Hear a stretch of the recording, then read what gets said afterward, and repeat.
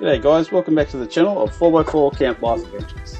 Today's episode is about my install of my bull bar, scrub bars and side step installation on my 2015 Isuzu D-Max. First step is to remove the standard front bumper from the vehicle. Take off as much as you can, but be careful, do not cut any wires, and especially if you are in doubt of any wires to disconnect because of airbags, just don't do it. On this bull bar, I first had to attach the winch bar first. The bull bar I purchased was a 4x4 Force bull bar kit from eBay. It comes with a generic nut and bolt kit with no plans to install. So it's pretty much a painful guessing game on what goes where. To put the bull bar into place while bolting, I use an ATV jack to hold it steady into place. At this stage, everything has been put on loosely because once the side steps, the scrub bars will need to be attached. As you can see with the side steps, it has been bolted on at 3 points underneath to the chassis. 1, 2 and 3, all the way down there. You can see where it has been bolted on at the top part up here, as well as down here. With the front part of the side steps, it has been bolted onto the actual side steps there. It goes all the way up to the actual bull bar itself. The only bad thing about putting on scrub bars is for it to go on properly, you'll have to drill a hole into your bull bar as well. But other than that, pretty strong and sturdy. Now that you've put on the top plates and the side steps with the scrub bars, you can go ahead and tighten up all nuts and bolts. It is your choice whether you want to apply 2-4-3 Loctite or not. So on this kit, there is no correct tension that was given with the actual kit. So rule of thumb, go as tight as you can and turn it back 1/8 of a turn. I always tighten up just that little bit more anyway, from my perspective. These are the existing spotlights that came with the kit.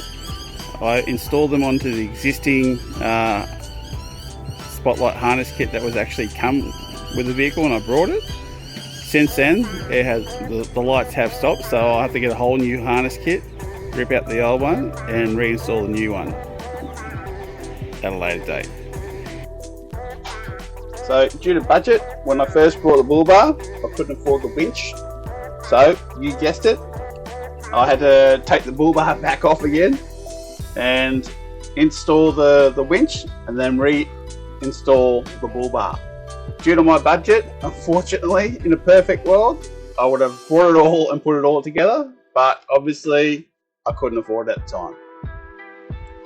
With the winch was quite, I'm very happy with the winch. Everything is all located outside, so I can easily put my sensor in there to control with the wireless controls. Also with the winch, it comes with a pretty nifty toggle switch. So this style here, you twist it, so this becomes connected. And what it is a contact point there, and when it's twisted all the way in, you've got connection, which will give you power to your winch. And when you're not forward driving, you just undo it, just for normal day. And that way, it's not draining from your main battery. Yep, so I've had the bull bar installed on the vehicle just over a year now. The construction of the bull bar is very, very good. I'm very happy with it. The only bad point about the bull bar is the paint. It literally looks like it's got one thin coat of paint from a $2 shop. That is the only downfall. So with the bull bar, a good bull bar, the only bad downside of it is the paint. So as you can see there, as I was doing beach crossings, over time the rust has come through under the paint. So the powder it's only a thin powder coat. So I will show the video of taking off the light and getting all the rust off. Yep, so I've got the light off, all attached. You can see what happens. The screws weren't even on that tight, so obviously all the edging here was all cracked when it first came from the paint. So that's what it's all. So what I'm going to do is I'm going to clean it all up, grind it all off with a wire brush, all right, make it all nice and clean, and then repaint it. Yep, so I've just gone through with the wire brush attachment on the grinder, taking all the bulk of it out. I'm about to go through and wipe it all down, brake clean, so it's all nice and ready for paint. And the paint I will be using, I use an engine paint. That way it's a good quality paint, and when it's really hot outside, it will bake on to the actual metal. This one has a built-in primer with it, so I don't need to prime it. It's already just ready to go. Alright. Yep, so everything's all painted up. It's glossy at the moment because it's all fresh. We'll give it a day or two to dry out properly. Put some light in, screws, but yeah, all through here. As I grinded everything all off, it's only a very thin layer of paint, so pretty much pointless painting it.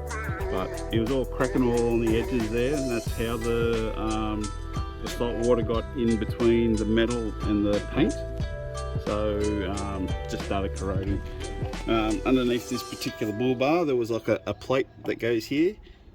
I'm not going to put that back because it was really hard to get in and out, and it'll be better for me to actually wash in under the bull bar with the pressure cleaner.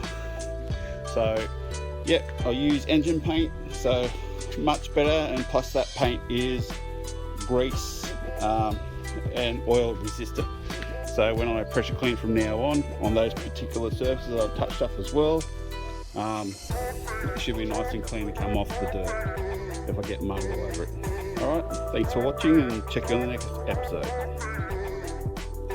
Yep, so the paint that I used was a satin finish, so I've gone ahead and brought some matte black. So all I need to do is just touch up the existing paint that's there to match it with the rest of the black.